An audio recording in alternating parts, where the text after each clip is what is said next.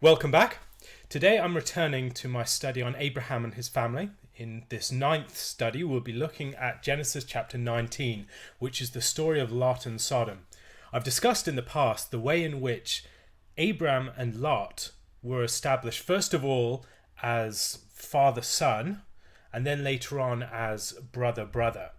And they are set up in that way as a sort of diptych. Two characters held alongside each other, and as we see them alongside each other, we'll understand them better as we view the similarities and the differences, as we see them juxtaposed with each other. When we get to the beginning of chapter 19, we should read it in the context of what has immediately gone beforehand. There have been 3 angelic visitors to Abraham. Those angelic visitors foretold the birth of a child to Sarah, making her fruitful. They have been the recipients of great hospitality, a feast, and all these sorts of things. And then God, who was presumably the angel of the Lord, remaining with Abraham to talk about the fate of Sodom, while 2 of the other angels go on to the city itself to inspect it. Now, there are ways in which this helps us to understand what's taking place here. First of all, the 2 angels have just come from being with Abraham. It says, now the 2 angels, we are supposed to know who these 2 angels are. We've been reading the story to this point, and so we have God remaining with Abraham, and then we have the 2 angels going on. So there are 3 altogether. 1 remains with Abraham, the angel of the Lord, and 2 go on to inspect the city of Sodom. This theme of 2 going to the city, I've mentioned before, is connected with themes that we have more generally of inspection prior to judgment. Christ sends out his disciples 2 by 2 to the towns and villages of Israel. We have 2 people going as spies into the city of Jericho. We have 2 people being sent by the angel of the Lord into Egypt, Moses and Aaron. And in these sorts of cases, what we are seeing are 2 witnesses bearing witness to the wickedness of a particular place or the righteousness ready for judgment. We've also had this conversation between Abraham and God, where God has negotiated or talked with Abraham about his plans for Sodom. And Sodom has a great wickedness, and the outcry against it is rising up to heaven. But Abraham says, if there are however many righteous, 50 righteous, 45 righteous, etc., all the way down to 10. And I've suggested that the 10 figure might be related to Lot and his family. It's a possibility. Now, the negotiation or the discussion there ends in a sort of abrupt way, and they go their separate way. Abraham returns to his place, and now I think we have something that plays out the continuation of that. Can 10 righteous be found in the city? Can the household of Lot be gathered together in one place? Are they safe? And what we'll see is it does not in fact work out. There are parallels between the reception that they get when they arrive in Sodom and the reception that Abraham gives them in the chapter before. They arrive in the evening. Again, a contrast here.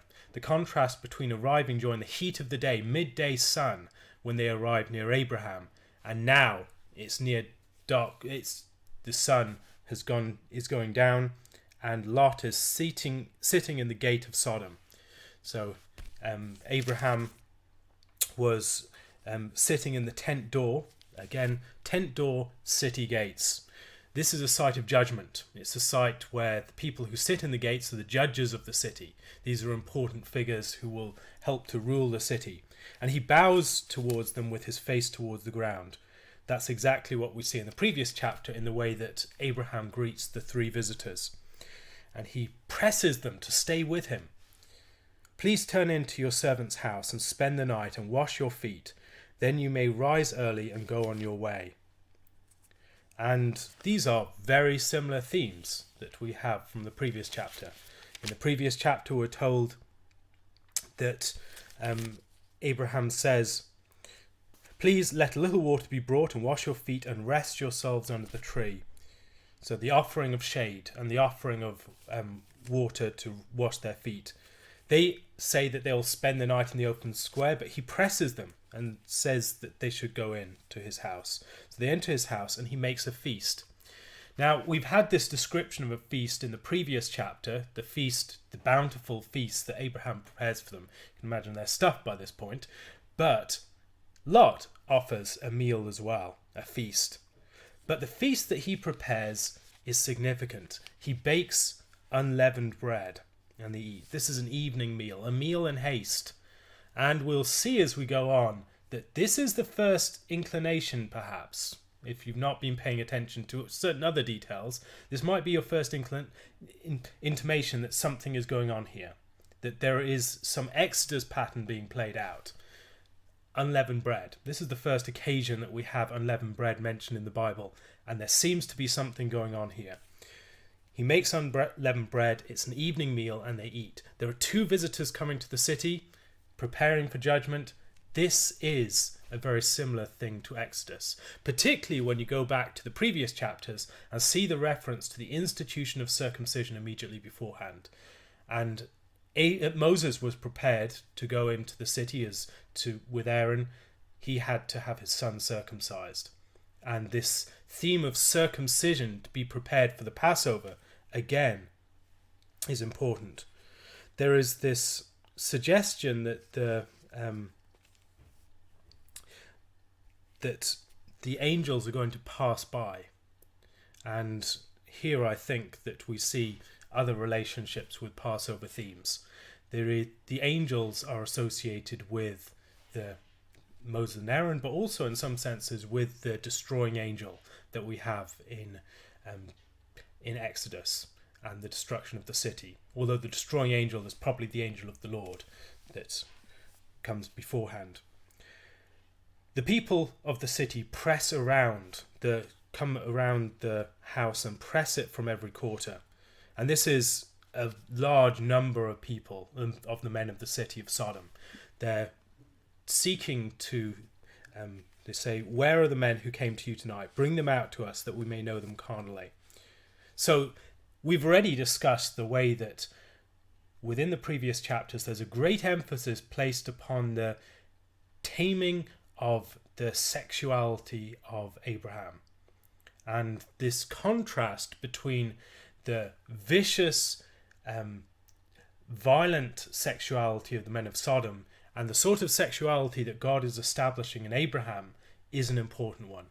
It's connected with circumcision, is something to do with the taming, the pruning of sexuality so that it's prepared for proper service. So it's not wild and ruthless and violent in the way that it is here. And what we see here is a sort of, the emphasis is upon the extremes of inhospitality. They want to violate these men. And they ask who the men are. They may think that they're like spies that have come in, but this is a society that is so violent, that is so closed in on itself, that it uses violence against anyone who comes in. And there is a very there are other things that might be going on here, such as they may have some sense that they are different, that they're not just regular men, and there may be some theme of sex with angels here. I'm not sure, but it's worth bearing in mind that possibility. They want to bring them out, and they want to have relations to lie with them carnally. And Lot goes out and shuts the door behind him and pleads with them, "Don't do so wickedly."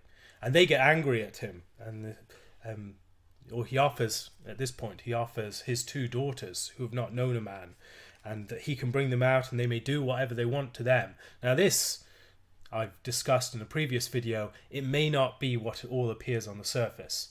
On the surface, there may seem to be innuendos going on in this chapter that suggest that Lot is as sexually corrupt as the people of the city, but it may be a twist in the tale, because later on we see the daughters are discovered. They seem to be discovered outside of Lot's house, so they weren't there, and he may just be playing for time. Whether that would work as a ploy or not, I'm not sure, but it's a possibility. George Athos has written a piece on this, and I can link to that in the comments below. That he offers to bring them out, and says that they can do with the two daughters whatever they want. But then they try and press on. They try and get into the city. They try and get into the house. They try and attack the angels. And they say to Lot, "This one came to sojourn, and he keeps acting as a judge. Now we will deal worse with you than with them." So they pressed near against the man Lot and came near to break down the door. Where have we heard this before? This is the way that the people speak about Moses, who set up this man as a judge over us. Lot has been within the gate of the city. He's been someone who's been judging within the city of Sodom, and they are resenting him for that fact. Not just resenting the people who are visiting from outside, but the sojourner within their gates as well. This is an intensification of their inhospitality. Later on, we'll see a very similar theme to this played out in the story of Gibeah, where the Levite and his concubine stay with the old man of Ephraim within the city of Gibeah, and again, it's a sojourner within the city that gives them refuge. No one else in the city does that. And they, in the same case, in the same situation, they say that we'll stay in the open square, but no, they're pressed to stay with this man. And then in that situation, he offers to throw out his daughter and the Levite's concubine. And only the Levite's concubine is thrown out. There are interesting things going on there. I'm not sure what to make of that exactly, but there's some sort of twist in the tale perhaps, and it's not certain who in fact is throwing out the Levite's concubine. Is it the old man of Ephraim, or is it the Levite himself? We're not sure. But the daughters are not in fact thrown out here. But there is something going on that I'll get to in a moment. The men reach out their hands and pull Lot into the house with them and shut the door. Now, the threat at the doorway, where does that remind us of? It reminds us of the events of the Exodus, that there is this threat at the doorway, that the blood has to be put on the doorpost. People have to remain inside the house to be safe. We see the same thing in the story of Rahab. And in the story of Rahab, they need to remain in the house. They need to gather within that house to be preserved from the overthrow. Again, two visitors coming to the city, and again, the visitors and going to the mountain, and other themes that we'll see appear within this chapter. Then they strike the men who are at the doorway of the house with blindness, both small and great, so that they become weary trying to find the door. So it's not complete blindness. They can dazzle them so that they don't recognize what they're seeing. So they're seeing other things, presumably, but they just can't recognize the door, and they're struggling to find it. And this is something that we see elsewhere in Scripture when the men of Syria and the miracle performed with Elisha. I think there's something similar going on there. Then they say to Lot, "Have you anyone else here, son-in-law, your sons, your daughters, and whomever you have in this city? Take them out of this place, for we will destroy this place because the outcry against it has grown great before the face of the Lord, and the Lord has sent us to destroy it." And so Lot goes out and he speaks to his sons-in-law, who had married his daughters, and say, "Get out of this place, for the Lord will destroy the city." Now, the question is, have these sons-in-law already married his daughters, or are they just betrothed to be married? And is it the case that the daughters are with Lot, or is it the case that the daughters are with the sons-in-law? This is one of the questions, the key questions that the passage turns upon. And Athos's discussion of that, I think, is interesting. The sons-in-law think he's joking. They don't take him seriously. Now, within the story of the flood, we have very similar themes. Noah, his sons, and his daughters-in-law, and they're all gathered within the ark, and the door is shut. They're protected.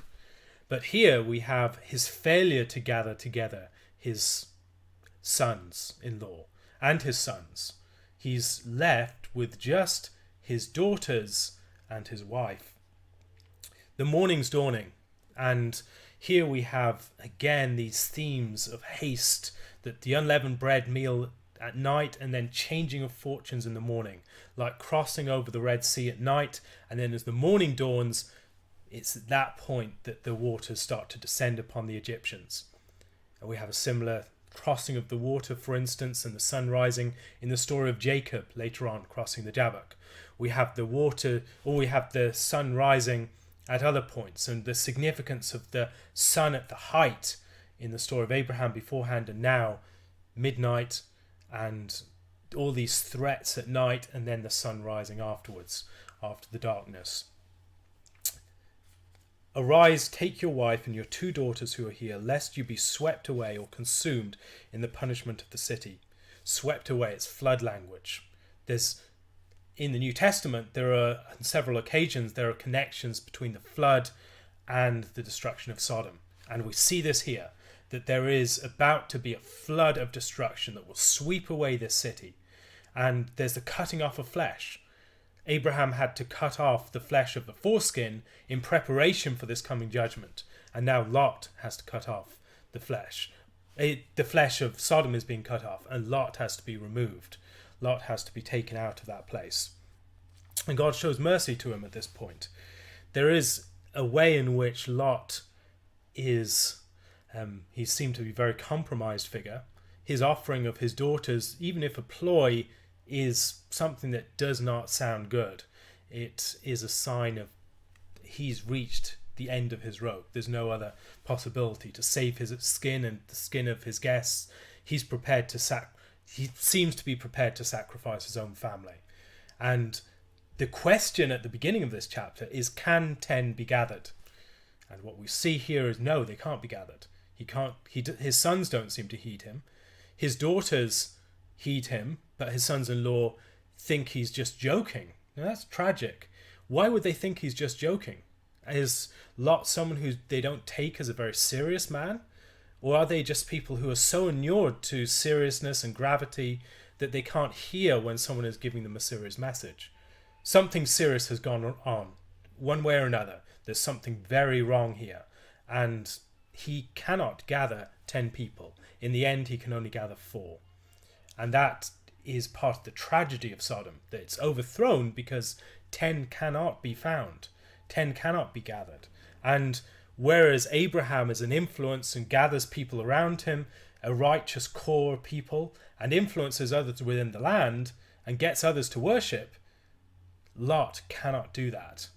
And if God is going to preserve the righteous, it's going to be this lively seed that will gather others to them, that will rise up and form a new body of people and overtake the wicked and work through like leaven through these cities that are wicked. But no, it can't be done.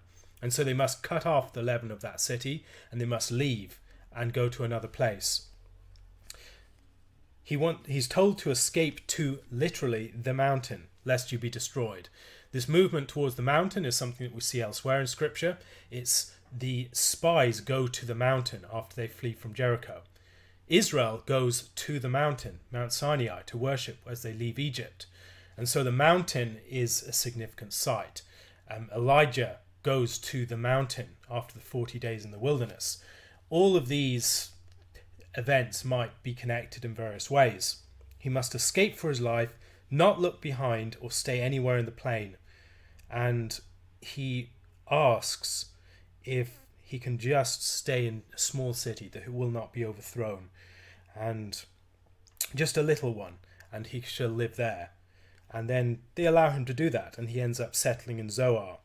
And then the sun rises upon the earth as he enters Zoar, and God rains brimstone and fire on Sodom and Gomorrah. This is a signal judgment. This is something that we see referenced throughout the New Testament and the Old Testament at various points. This judgment that is an example of final judgment to other places. The fate of the cities of the plain is a fate from which all other places should learn. Their fate might be like that too if they reject the word of the Lord. God overthrows the cities, all the cities of the plain, all the inhabitants of the cities, and what grows on the ground. It's just that whole area is salted and destroyed. But the wife of Lot looks back and becomes a pillar of salt. Now, whether this is a miracle that she turns into salt, or whether there's something that falls on her, or whether something else happens, we don't know. But what is happening here? Well, read it against the background of the previous chapter. We've been reading about the story of Abraham and the promise of dead flesh being made living. Abraham being made living, that he has the flesh cut off in circumcision and he's prepared to bear a child of promise. Likewise, Sarah is made fruitful. Her womb is no longer barren. But what we have here is the wife of Lot turned into the barrenness of salt, and the wife of Sarah, who was barren, made fruitful. There's a juxtaposition between Abraham and Lot and between Sarah and Lot's wife. These two stories need to be read alongside each other. And there is a very significant ways that we can see these being contrasted with each other. There are two daughters, and then there are two sons. There's Ishmael and Isaac, and two daughters of Lot. Now, they will read later on the tragic events that associate with them, but there seems to be something between these two stories that helps us to understand what's going on. The destruction of daughters threatened in the doorway, and then the birth of a son promised in a doorway. We have the tent door at the beginning of chapter 18, and then we have the city gates at the beginning of chapter 19. And we have the promise of the child when Sarah's hearing that in the tent door, and then we have the threat of the death of the daughters in the door of Lot's house, and then the closing of that door by the angels, just as God closed the door of the ark to destroy in the flood all the people outside, and then also the promise, the closing of the door around Israel during the Passover, so the people outside, they lose the firstborn, death of children, and then life of children within the house. And there's a theme of new birth in that context. The doors of the house are associated with the doors of the womb, and the blood on the doorpost is associated with the blood of birth as well. It's something that is an event that is about to take place, of birth. We see that in the story of the Exodus, where immediately before the crossing of the Red Sea and after the after the Passover events, there is this rite given concerning the firstborn, the setting apart of the firstborn. And this is associated with birth and doorways, and then there's the threat of the death at the doorway too. So here we see these two stories held alongside each other give us themes of Exodus. There is a sort of Exodus that takes place here. Lot is truly he's truly delivered and rescued from a city that's being overthrown, like Egypt would be. But yet there's a twist on it, because the city he's delivered from the city, but also he loses so much. This is not a story where he gathers together his whole house and escapes, and this whole new nation being formed in blessing and fruitfulness. No, he's delivered, but he's scarred. He goes down in many ways to death. He doesn't go completely down to death, but there's a perversion of his life, a twisting of his life. Something's gone very wrong. Something's misshapen in his story. And that play upon the Exodus theme is important. It helps us to see positive dimensions, but also negative dimensions too. So the doorway is significant. The promise of birth in the doorway, the threat of death in the doorway, the event of judgment in the doorway. Then we have the closing of the door by the angels, just as God closed the door at the flood. We have the destruction of children, the birth of children. And what we see in this story as well is a playing out of something that we've seen before. What happened after the flood? There was a story of drunkenness and an uncovering of the nakedness of the father. And this is something we see here. Lot goes out of Zoar eventually and dwells in the mountain. And his two daughters go with him. He's afraid to dwell in Zoar. This is a very tragic story. He ends up living in a cave. And that's a sign of death. It's the tomb-like place. Now, there are points where people go down to a cave in order to be lifted up again. But going into a cave is not a good thing. It's not somewhere you want to remain. So David goes to the cave of Adullam and then eventually is raised up out of that to rule. But here we see Lot going down into the cave. The two daughters wonder, is there anyone we can marry? Has the world, we're living in this apocalyptic scenario. It seems like the earth is completely destroyed. There's no man on the earth to come into us, as is the custom of all the earth. We're the last survivors of this devastation. What can we do? We're the survivors of the apocalypse. And so they make their father drink wine that night. And the firstborn goes in and lies with her father, and he did not know when she lay down or when she arose. This is very similar to the story of Noah and Ham. It's a fall story. In the story of Noah and Ham, there is the planting of a garden, the vineyard, eating of the fruit, becoming naked and drunk, and then uncovered, and shame, and all these sorts of things, followed by judgment. Sentences upon 3 people, positive ones on 2, Shem and Japheth, and then a negative judgment upon Ham. So we are seeing a similar thing in this story. There is the judgment that occurs upon the countries that arise from this particular event. So the first night, one lies with her father, and he doesn't know when she lays down or rises up. And then the next time, next day, maybe not literal next day, the next occasion, as it were, the firstborn says to the younger, "Indeed, I lay with my father last night. Let us make him drink wine tonight also, and you may go in and lie with him." And so she lies with him as well, and he doesn't know when she lies down or when she arises. And the daughters are born through this. The daughters of Lot have 2 children through this.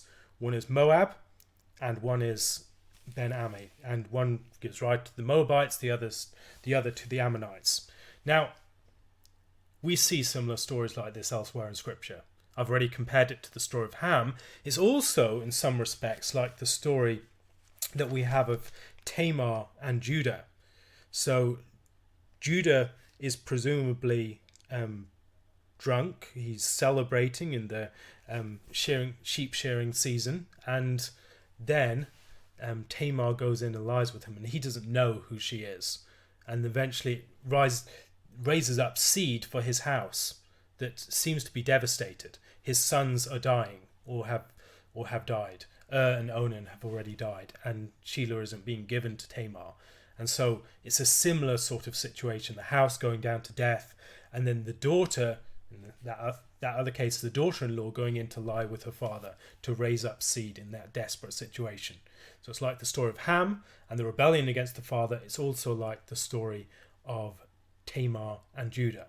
Now think back through the story. Lot had offered, or seemed to offer at the very least, his daughters to the men of Sodom to lie with, and there is a sense in which there's a sort of poetic justice here, that the way of Sodom has been taken with these daughters.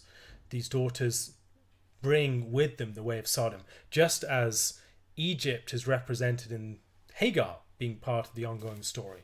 She brings part of Egypt with her. These daughters bring part of Sodom with them, and we'll see that connection with Moab and Ammon and Sodom in Zephaniah chapter 2, for instance, in 8 verses 8 following. "I have heard the reproach of Moab and the revilings of the people of Ammon, with which they have reproached my people and made arrogant threats against their borders. Therefore, as I live, says the Lord of hosts, the God of Israel, surely Moab shall be like Sodom, and the people of Ammon like Gomorrah, overrun with weeds and salt pits and a perpetual desolation. The residue of my people shall plunder them, and the remnant of my people shall possess them." This is a similar account. And here I think that you have this connection between the people of Sodom and the daughters of Lot. Elsewhere, we'll also see something similar to this, as a descendant of Tamar and a descendant of the oldest daughter who gave rise to Moab come together. And that's in the story of Ruth. And Boaz is asleep on the threshing floor, and his feet are uncovered. And there is all sorts of sexual connotations within that story. And we're supposed to see those sorts of sexual connotations, not as a sexual event taking place, but as an allusion back to these previous stories, to the story of Tamar and Judah, and to the story of Lot and his daughters. Here is the descendant of Moab, a Moabitess, who goes into a descendant of Tamar and Judah and lies at his feet. There's all sorts of sexual connotations there, and it seems they're replaying these themes that we have in this story these stories that come earlier. And in both cases, the bastard child is held out of their offspring are held out of the congregation for 10 generations, likewise the descendants of Moab. And so we have a reversal of that, a healing of two wounds in that story of Ruth. There's a lot going on there, but could maybe do that some other time. I've discussed it in various places. Anything else going on in the story? The two daughters and the two sons. There might seem to be a natural connection between, or again, this is paralleling the story of Ishmael and Isaac and the story of the two sons of Lot. And within these stories, we're seeing the way in which Lot and Abraham finally part ways. I mean, Lot could have gone back to Abraham at this point. He doesn't. This is his last chance in many ways to go back to Abraham, and he doesn't take that opportunity. Abraham is at this point, he's mentioned within this story.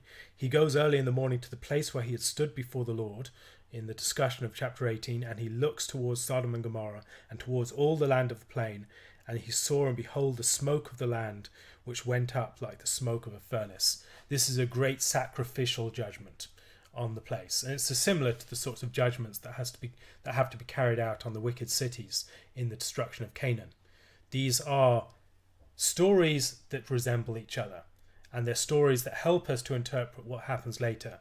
But particularly in this context, the important thing is to see Lot and Abraham compared and contrasted. The hospitality that both show, but which is a great similarity between the two. They have a family likeness there. They have similar contexts of events. There's a feast, there's events at a doorway, but then there's reversals as well. The feast is a midnight feast, a feast that's associated with unleavened bread, a feast in haste. It's connected with deep inhospitality and the failure to gather people together. Lot is losing people from his family. He almost loses his daughters. He loses his sons-in-law. He loses his sons. He ends up losing his wife, and his daughters turn against him or have relations with him in a way that dishonors him. And in all these ways, we see his story unraveling while Abraham's is being built up. Well, Abraham seems to be barren as salt, and his wife, her womb is barren as salt. We see them brought to life. And on the other hand, we see Lot and his family brought down to death. This story also helps us to see more clearly the significance of circumcision in relationship to being prepared for judgment. There's a flood here, a flood coming off to cut off all flesh, and those who do not have their flesh cut off are not prepared for it. Whereas Abraham is prepared for it, there is a cutting off of the flesh of others.